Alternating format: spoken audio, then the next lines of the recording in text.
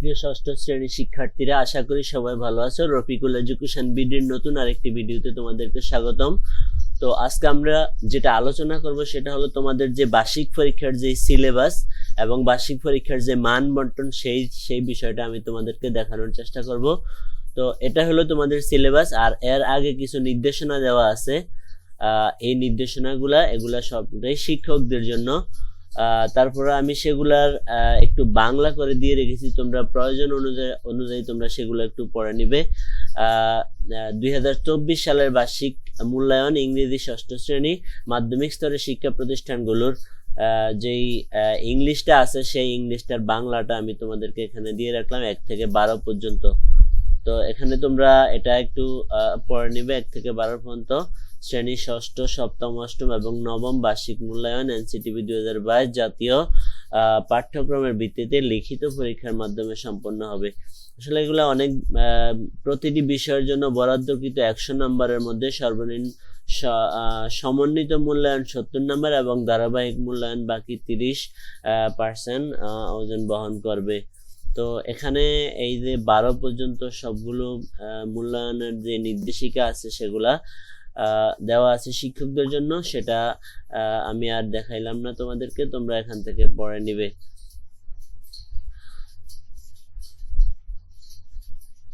তারপরে এখানে যেটা দেওয়া আছে guidelines for developing question, subject wise guidelines for, সেটাও এখানে আমি তোমাদেরকে বাংলা করে দিয়ে রেখেছি। সাবজেক্ট ওয়াইজ গাইডলাইন সেটা হলো এটা। প্রশ্ন তৈরির নির্দেশিকা, এটাও তোমাদের জন্য না, এটা শিক্ষকদের জন্য। প্রশ্নগুলো এমনভাবে তৈরি করতে হবে যাতে সেগুলো এনসিটিভির পাঠ্যপুস্তকের অভিজ্ঞতার ভিত্তিতে নির্ধারিত পাঠ্যক্রমের দক্ষতা ও জ্ঞানের উপর ভিত্তি করে হয়।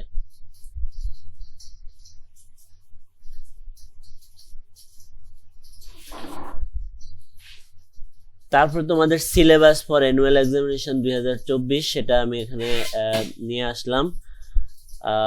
Experience number 6 and the missing 10th man, এটা তোমাদের 43 পৃষ্ঠা থেকে বইয়ের 50 পৃষ্ঠা পর্যন্ত পড়তে পারবে। তারপরে এক্সপিরিয়েন্স নাম্বার 7-এ a day in life of Mina, a day in life of Mina, এটা বইয়ের 51 পৃষ্ঠা থেকে 60 পৃষ্ঠা পর্যন্ত পড়তে হবে। তারপরে এক্সপিরিয়েন্স নাম্বার 9-এ পোলাইটনেস, বইয়ের 67 পৃষ্ঠা থেকে 74 পৃষ্ঠা পর্যন্ত এই ইউনিটটা তোমাদের পড়তে হবে। তারপরে experience number 11 meeting and overseas friend, এটা 81 পৃষ্ঠা থেকে 88 পৃষ্ঠা পর্যন্ত তোমাদের পড়তে হবে। তারপরে আছে এক্সপিরিয়েন্স নাম্বার 13, এখানে মাই বুকস যে ইউনিটটা আছে সেটা তোমাদের পড়তে হবে, এটা 100 পৃষ্ঠা থেকে 104 পৃষ্ঠা পর্যন্ত। তারপরে এসে এক্সপিরিয়েন্স নাম্বার 14 আরশিস লেটার, সেটা 105 পৃষ্ঠা থেকে 110 পৃষ্ঠা পর্যন্ত তোমাদের পড়তে হবে। তারপরে experience number 15 fresh pair of eyes, এটা হলো 111 পৃষ্ঠা থেকে 120 পৃষ্ঠা পর্যন্ত। তারপরে এক্সপিরিয়েন্স নাম্বার যে 17 সেখানে কিং লিয়ার, এই ইউনিটটা তোমাদের পড়তে হবে, সেটা হলো 127 পৃষ্ঠা থেকে 134 পৃষ্ঠা পর্যন্ত।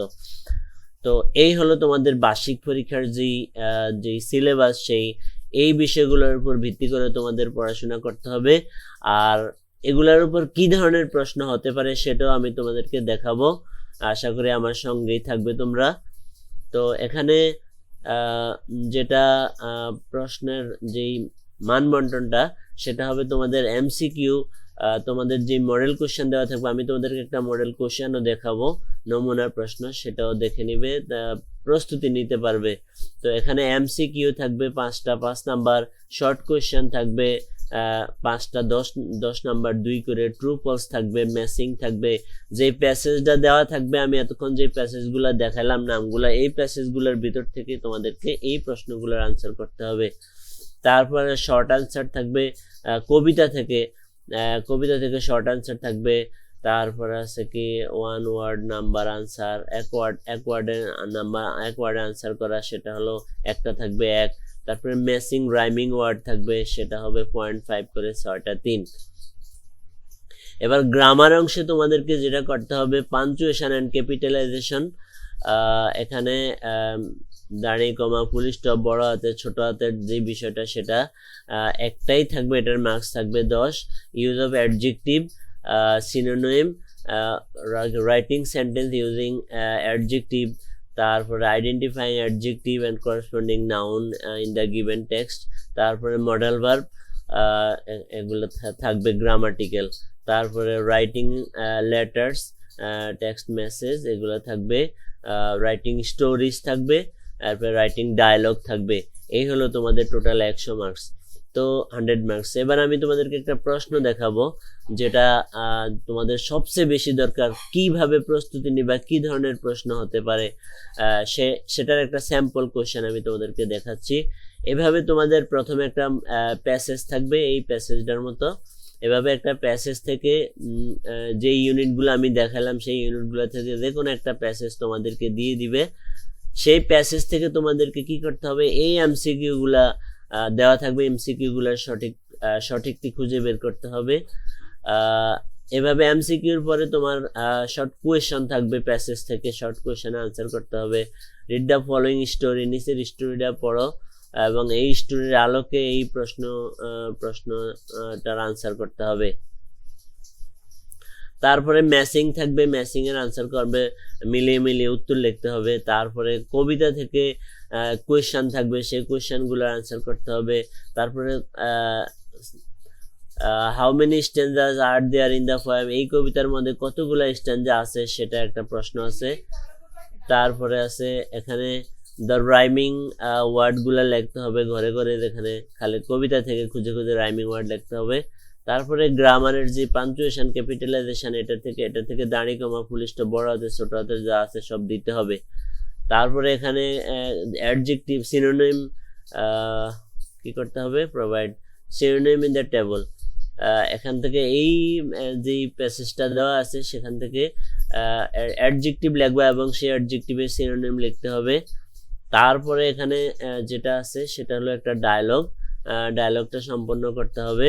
তারপরে আছে অ্যাডজেক্টিভ আছে এখানে, তারপরে এখানে অ্যাডজেক্টিভ নাউন সেটা লিখতে হবে। তারপরে এখানে আছে কি মডেল ভার্ব ব্যবহার করতে হবে। তারপরে রাইটিং অংশে যেটা আছে এখানে কি আছে, write an invitation letter to the উপজেলা secondary education officer to invite him to the festival। তোমরা একটা উৎসব করবে, সেই উৎসবে উপজেলা মাধ্যমিক শিক্ষা অফিসারকে একটা ইনভাইটেশন করবে, সেই ধরনের একটা। তারপর আছে কি কনভারসেশন, একটা ডায়লগ লিখতে হবে সেখানে। এই হলো তোমাদের যেই প্রশ্নের নমুনা, তোমরা এখান থেকে দেখে নিবে। প্রশ্নের নমুনাটা আমি দিয়ে দিলাম। আশা করি তোমরা এই প্রশ্নটা পেয়ে অনেক উপকৃত হবে, কিভাবে প্রস্তুতি নিতে পারবে সেটাও এখান থেকে তোমরা দেখে একটা ভালো একটা প্রস্তুতি নিতে পারবে। তো এই হলো আজকের তোমাদের ষষ্ঠ শ্রেণীর যে বার্ষিক পরীক্ষার সিলেবাস, নমুনা, প্রশ্ন, মান বন্টন সব আমি এখানে দিয়ে রাখলাম। তো কথা আর বাড়াচ্ছি না, সবার সুস্বাস্থ্য ও দীর্ঘায়ু কামনা করছি। সবাই একটা ভালো পরীক্ষা যাতে দিতে পারো সেই ভালো ফলাফল কামনা করছি। আজকের মতো এতটুকুই। সবাই ভালো থেকো, সুস্থ থেকো, আল্লাহ হাফেজ।